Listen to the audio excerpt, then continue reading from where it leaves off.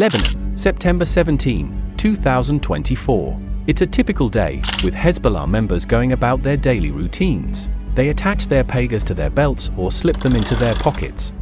These small devices are everywhere among the group's operatives. They enable swift communication across the country. At 15:30 EST, the tranquility is suddenly broken. The Israeli airstrikes were so powerful, they shook all of Beirut. An Israeli official tells NBC News the target was the leader of Hezbollah, Hassan Nasrallah.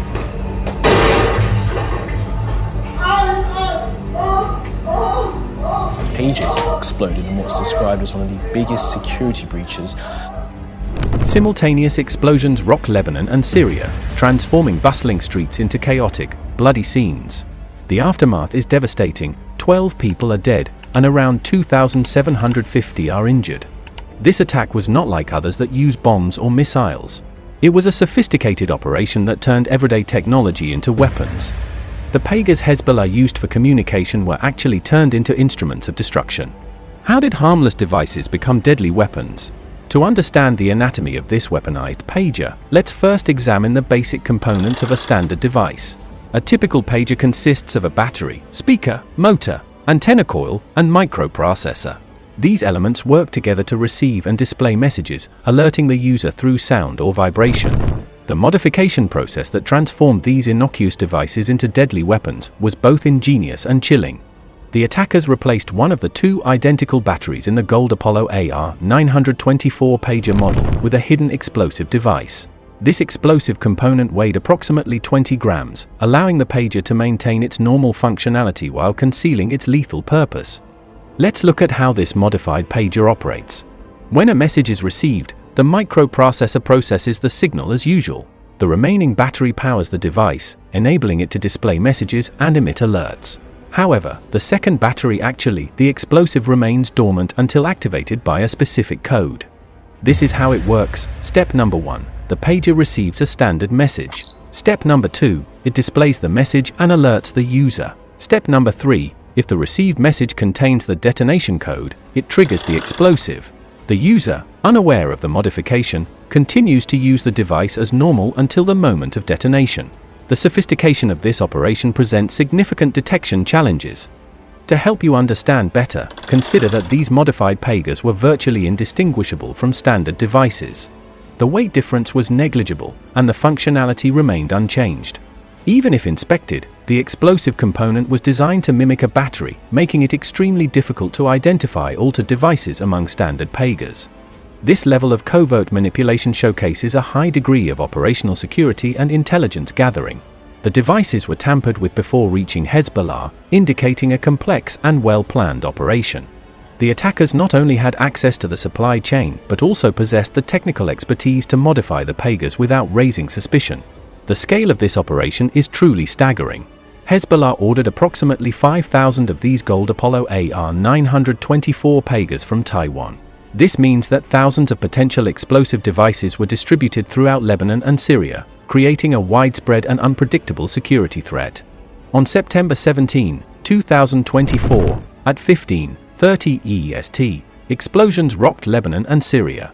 They were part of a coordinated attack. The first wave of detonations hit areas with a strong Hezbollah presence. These included Dahi in Beirut, southern Lebanon, and the Bekaa Valley near the Syrian border. Explosions were also reported in Damascus and Deir-ez-Zor, Syria. The attack's precision and how it was carried out were clear. Each pager was set up to explode when it received a specific code, showing the attacker's technical expertise. When triggered, these devices could set off up to 3 grams of explosives, putting the pager's user and those nearby at risk of harm. Witnesses described chaotic scenes following the explosions. Many individuals suffered facial and eye injuries due to the close proximity of the devices to their bodies. In one instance, an explosion occurred inside the pocket of a man standing outside a shop, highlighting the personal nature of this attack. The geographic spread of the explosions was strategically planned to target Hezbollah strongholds. The attackers aimed for areas with many Hezbollah operatives. This maximized their operation's impact. The operation's scope expanded the following day with a second wave of attacks.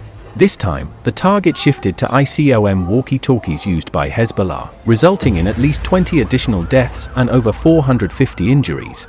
This escalation showcased the attackers' ability to adapt their methods and exploit multiple communication devices used by the organization. The scale of the attack overwhelmed Lebanon's healthcare system. Approximately 150 hospitals across the country were inundated with victims, stretching medical resources to their limits. The Lebanese Ministry of Health took the unprecedented step of advising individuals with Pegas to dispose of them immediately and instructed hospitals to remain on high alert, underscoring the ongoing threat posed by these modified devices. The strategic significance of this attack cannot be overstated. John Miller, CNN's chief law enforcement and intelligence analyst, captured the message intended for Hezbollah: "We can reach you anywhere, anytime, at the day and moment of our choosing, and we can do it at the press of a button." This statement encapsulates the psychological impact of the operation, demonstrating the attacker's ability to strike at will and sow fear within Hezbollah's ranks. The aftermath of the pager shocked the Middle East, reshaping the geopolitical landscape and exposing vulnerabilities in technological warfare. Hospitals across Lebanon were overwhelmed, struggling to cope with the influx of injured civilians. The attack's indiscriminate nature resulted in significant civilian casualties, raising concerns about the ethical implications of such tactics. The death of Iranian officials in the explosions further complicated the situation, elevating the incident from a localized conflict to a potential regional crisis. This escalation prompted swift responses from various governments and international organizations, with many calling for accountability and expressing deep concern over the civilian toll. Legal experts were quick to point out that the use of booby traps, disguised as harmless objects, such as the modified Pegas, is prohibited under international law. Specifically, the amended Protocol 2 of the Convention on Certain Conventional Weapons addresses this issue. Questions were raised about the legality of the pager explosions, particularly if the devices were known to be used by non-combatants, potentially constituting a violation of international humanitarian law. Hezbollah's response was predictably fierce. The organization vowed retaliation against Israel, indicating a significant escalation in the ongoing conflict. This declaration of intent heightened tensions in an already volatile region, with many fearing a cycle of retaliatory strikes. Within Hezbollah's ranks, the attack had a profound impact on internal security and communication methods.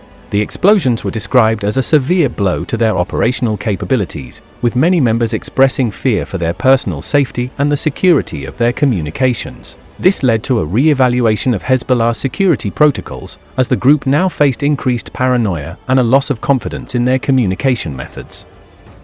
The international community's reaction was swift and varied. Governments worldwide issued statements condemning the attack, while cybersecurity experts began analyzing the implications for global communication networks. The incident sparked debates on the need for stricter regulations and enhanced security measures for consumer electronics, especially those used in sensitive or conflict-prone areas. The pager attack also highlighted the evolving nature of asymmetric warfare. It showed how smaller groups could use cheap tech to hit powerful foes. This shift in power raised concerns about future conflicts and similar attacks in other regions.